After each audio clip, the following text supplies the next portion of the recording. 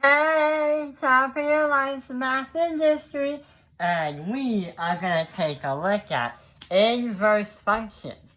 But we already did that video, but what we're going to do is try to visualize it on a graph. So it's a good idea to learn the math without the graph, without visualizations, but to better understand what's supposed to be happening, what we are going to do is add a graph. So in the last video, we've been solving these kind of problems, where we've been trying to find the inverse function operationally, but also we have to try out graphing it. We're not going to actually do a lot of math because it's basically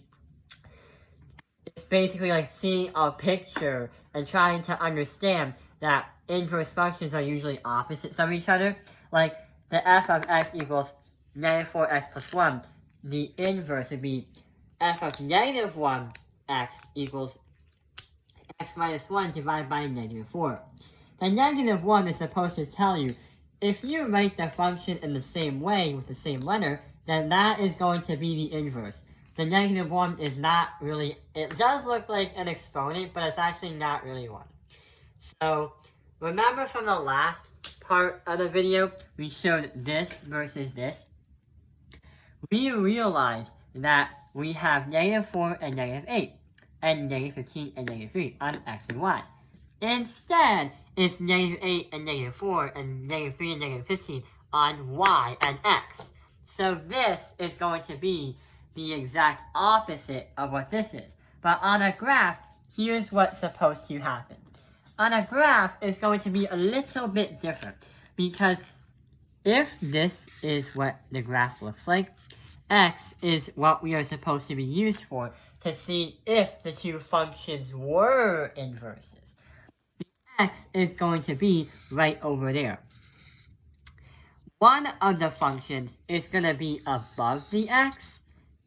Let's try and use a different color.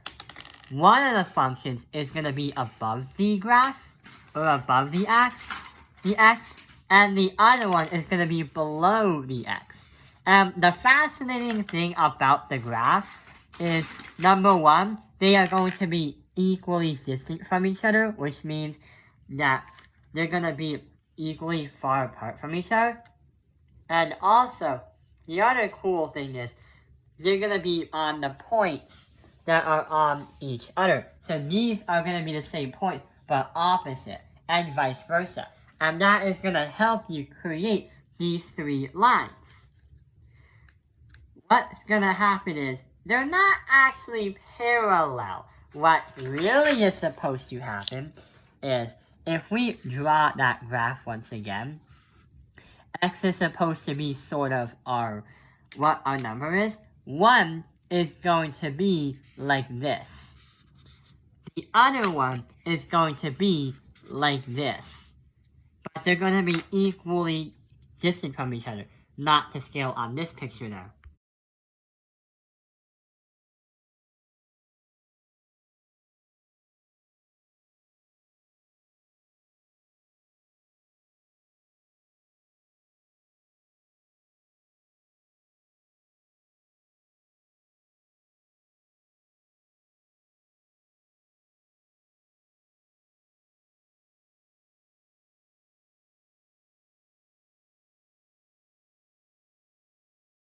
So yeah, there's not really math in this video because we're not trying to solve for something, but what we just wanted to do was give you a visualization of what it looked like.